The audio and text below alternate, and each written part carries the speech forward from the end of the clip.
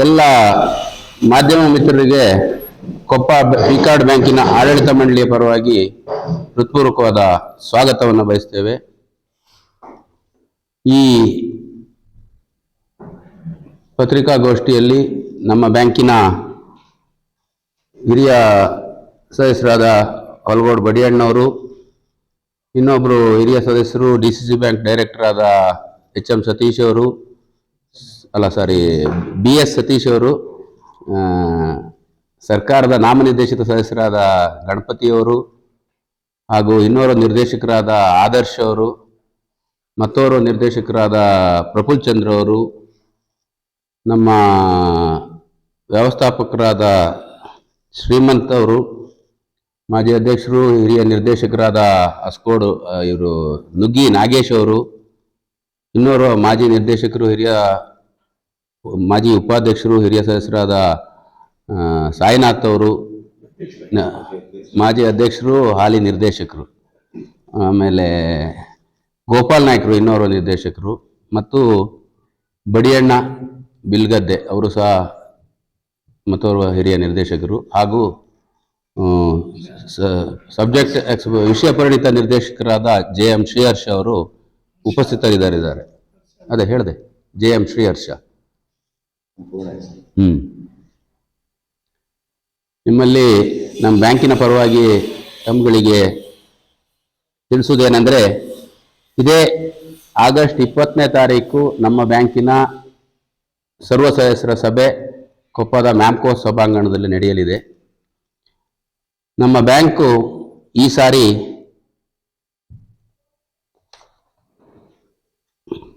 97.20% ಒಟ್ಟಾರೆ ವಸೂಲಾತಿಯನ್ನ ಸಾಧಿಸಿರುತ್ತೆ. ಚಾಲ್ತಿ ಸಾಲಿನ ಸಾಲದ ವಸೂಲಾತಿಯಲ್ಲಿ ಏನಿದೆ ಲಾಭ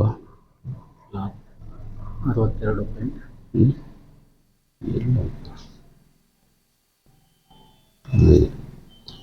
ಇನ್ನೊಂದು ಹೆಮ್ಮೆಯ ವಿಷಯ ಅಂದರೆ, ನಮ್ಮ ಬ್ಯಾಂಕಿನ ಆಡಳಿತ ಮಂಡಳಿ ನೌಕರರು ಹಾಗೂ ಬ್ಯಾಂಕಿನ ಸರ್ವ ಸದಸ್ಯರ ಸಹಕಾರದಿಂದ 3ನೇ ವರ್ಷದಲ್ಲಿ ಸತತವಾಗಿ ಲಾಭ ಗಳಿಸಿರ್ತದೆ. ಈ ಬಾರಿ 62.22 ಲಕ್ಷಗಳ ರೂಪಾಯಿಗಳ ನಿವ್ವಳ ಲಾಭವನ್ನು ನಮ್ಮ ಬ್ಯಾಂಕ್ ಗಳಿಸಿದೆ ಅಂತ ಹೇಳಲಿಕ್ಕೆ ನಾನು ಅತ್ಯಂತ ಸಂತೋಷವನ್ನು ವ್ಯಕ್ತಪಡಿಸ್ತೇನೆ. 25-26ನೇ ಸಾಲಿನಲ್ಲಿ ನಾವು 96 ಜನ ರೈತರಿಗೆ ದೀರ್ಘಾವಧಿ ಸಾಲ 609.94 ಲಕ್ಷಗಳನ್ನ ನೀಡಿರ್ತೇವೆ. ಅದೇ 96 ರೈತರಿಗೆ ನಬಾರ್ಡ್ ಹಂಚಿಕೆಯಂತೆ ದೀರ್ಘಾವಧಿ ಸಾಲ 6,09,94,000 ನೀಡಿರ್ತೇವೆ. ಸ್ವಂತ ಬಂಡವಾಳ ಯೋಜನೆಯಲ್ಲಿ 7 ಜನರಿಗೆ 12,50,000 ಸಾಲವನ್ನ ವಿತರಿಸಿರ್ತೇವೆ. 25-26ನೇ ಸಾಲಿನಲ್ಲಿ ರಾಜ್ಯ ಬ್ಯಾಂಕಿನ ತಗಾದೆ ಪಾವತಿಸಿ ಯಾವುದೇ ರೀತಿಯ ರಾಜ್ಯ ಬ್ಯಾಂಕಿಗೆ ನಮ್ಮ ಬ್ಯಾಂಕ್ ಸುಸ್ತಿಯಾಗಿರುವುದಿಲ್ಲ ಅಂತ ಹೇಳಲಿಕ್ಕೆ ಸಹ ಅತ್ಯಂತ ಸಂತೋಷ ವ್ಯಕ್ತಪಡಿಸ್ತೇನೆ. ಮತ್ತು ಇದರಿಂದಾಗಿ 26-27ನೇ ಸಾಲಿಗೆ ನಮ್ಮ ಬ್ಯಾಂಕಿಗೆ ಹೊಸ ಸಾಲದ ಆರ್ಥಿಕ ಹಂಚಿಕೆ 7,24,62,000 ನಬಾರ್ಡ್ ಬಿಡುಗಡೆ ಮಾಡಿದೆ. 26-27ನೇ ಸಾಲಿನ ಸಾಲದ ಕಂತು 38.24 ಲಕ್ಷ ಬಾಕಿ ಆರ್ಥಿಕ ಹಂಚಿಕೆ. ಇದರಲ್ಲಿ 7,62,86,000 ಪುನಃ ಆರ್ಥಿಕ ಹಂಚಿಕೆ 26-27ನೇ ಸಾಲಿಗೆ ಬಿಡುಗಡೆಯಾಗಿದೆ. ಇದರ ಸದುಪಯೋಗವನ್ನ ಈ ಬ್ಯಾಂಕಿನ ಎಲ್ಲ ಅರ್ಹ ಸದಸ್ಯರು ಉಪಯೋಗಿಸಿಕೊಳ್ಬೇಕು ಅಂತೇಳಿ ಈ ಮೂಲಕ ಮಾಧ್ಯಮದ ಸ್ನೇಹಿತರ ಮೂಲಕ ನಾನು ರೈತ ಬಾಂಧವರಿಗೆ ನಮ್ಮ ಆಡಳಿತ ಮಂಡಳಿ ಪರವಾಗಿ ತಿಳಿಸ್ಲಿಕ್ಕೆ ಬಯಸ್ತೇನೆ. ನಮ್ಮ ಬ್ಯಾಂಕು ಪ್ರಸ್ತುತ ಸಾಲಿನಲ್ಲಿ ಒಟ್ಟಾರೆ 71.12% ನಬಾರ್ಡ್ ಸಾಲದ ವಸೂಲಾತಿಯನ್ನು ಸಾಧಿಸಿರ್ತದೆ. ಚಾಲ್ತಿ ಸಾಲಿಂದ ನಿಮ್ಗೆ ಈಗಾಗಲೇ ಹೇಳಿದೆ 97.20% ವಸೂಲಾತಿಯನ್ನ ಸಾಧಿಸಿರ್ತದೆ. ಹಾಗೂ ನಮ್ಮ ಬ್ಯಾಂಕು ಕಳೆದ 3 ವರ್ಷಗಳಿಂದ ಸತತ ಲಾಭದಲ್ಲಿದೆ. 3 ವರ್ಷಗಳಿಂದ ನಾವು ನಮ್ಮ ಬ್ಯಾಂಕಿನ ಸದಸ್ಯರುಗಳಿಗೆ ಡಿವಿಡೆಂಡ್ ಅನ್ನು ಸಹ ನೀಡ್ತಿದ್ದೇವೆ ಹಾಗೂ ಈಗಾಗಲೇ ಒಂದು ಸುಸ್ಥಿತಿಯಾದ ಕಟ್ಟಡವನ್ನು ಸಹ ನಿರ್ಮಿಸಿರ್ತೇವೆ. ಅದಲ್ಲದೆ ಈಗ ನಮ್ಮ ಬ್ಯಾಂಕಿನ ಹಿಂಭಾಗದಲ್ಲಿರ್ತಕ್ಕಂಥ ಹಳೆಯ ಕಟ್ಟಡವನ್ನ ಇಲಾಖೆಯ ಅನುಮತಿ ಪಡೆದು ನೆಲಸಮಗೊಳಿಸಿದ್ದು ಹೊಸ ಕಟ್ಟಡ ಕಟ್ಟಲಿಕ್ಕೆ ಸಹ ನಾವು ಯೋಜನೆಯನ್ನು ರೂಪಿಸಿರ್ತೇವೆ. ಇದರ ಅಂದಾಜು ಮೊತ್ತ 70,66,000. ಈ ಹೊಸದಾಗಿ ನಿರ್ಮಿಸ್ತಕ್ಕಂಥ ಗೋಡೌನ್ ಕಟ್ಟಡದ ವಿಸ್ತೀರ್ಣ 65.29. ಈ ಹೊಸ ಗೋಡೌನ್ ಕಟ್ಟಡ ಕಟ್ಟಲಿಕ್ಕೆ ಸಹ ನಮ್ಮ ಬ್ಯಾಂಕ್ ಆರ್ಥಿಕವಾಗಿ ಸದೃಢವಾಗಿದೆ. ಆ ಹಣ ನಮ್ಮ ಬ್ಯಾಂಕಿನ ಏನು ಕಟ್ಟಡ ನಿಧಿಯಲ್ಲೇ ತೊಡಗಿಸಿದ್ದು ಹಣ ಇರುವುದರಿಂದ ಅದರಲ್ಲೇ ಕಟ್ಟಲಿಕ್ಕೆ ಅನುಮತಿ ಪಡೆಯಲಿಕ್ಕೆ ಈಗಾಗಲೇ ಆಡಳಿತ ಮಂಡಳಿಯವರು ಕ್ರಮ ಕೈಗೊಂಡಿರ್ತೇವೆ.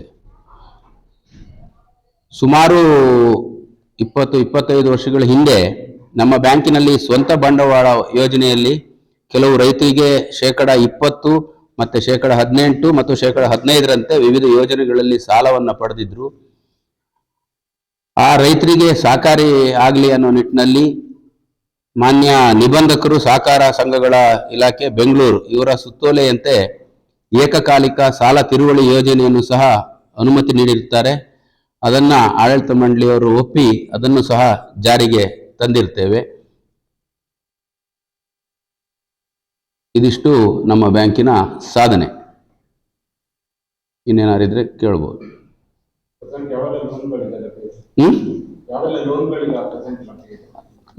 ನಮ್ಮಲ್ಲಿ ದೀರ್ಘಾವಧಿಯ ಸಾಲ ಏನು ತಂತಿ ಬೇಲಿ ಇರ್ಬೋದು, ಜಮೀನು ಬೇಸಾಯ ಇರ್ಬೋದು, ಕೆರೆ ನಿರ್ಮಾಣ ಇರ್ಬೋದು, ತುಂತುರು ನೀರಾವರಿ ಇರ್ಬೋದು, ಅಥವಾ ಗೋಡೌನ್ ನಿರ್ಮಾಣ ಇರ್ಬೋದು, ಈ ಎಲ್ಲ ಯೋಜನೆಗಳಿಗೆ ಸಾಲದ ಸೌಲಭ್ಯ ಈಗ ಲಭ್ಯ ಇದೆ.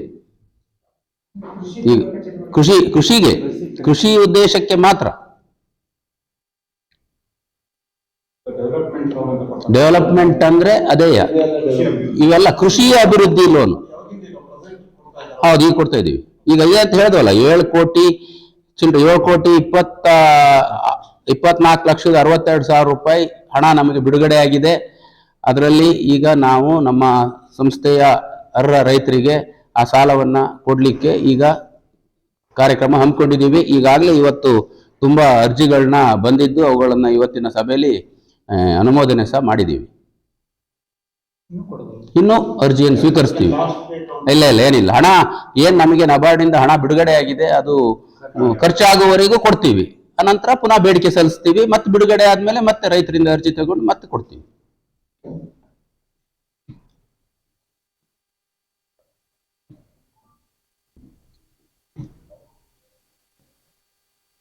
ಕುಸ್ತಿ ಕಡಿಮೆ ಆಗದೆ ಹೋದ್ರೆ ಇದೇ ಪ್ರೋಸೆಸ್ ನಡ್ಕೊಂಡು ಹೋಗ್ತಾರೆ.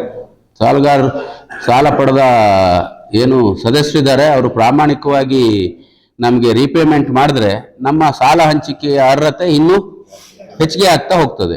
ಅದರಿಂದ ತಾಲೂಕಿನ ಜನರಿಗೆ ಹೆಚ್ಚು ಅನುಕೂಲ ಆಗ್ತದೆ. ಎಲ್ಲ ರೈತರು ಸಾಲ ಪಡೆಯುವ ಅರ್ಹತೆಯನ್ನು ಪಡ್ಕೊಳ್ತಾರೆ.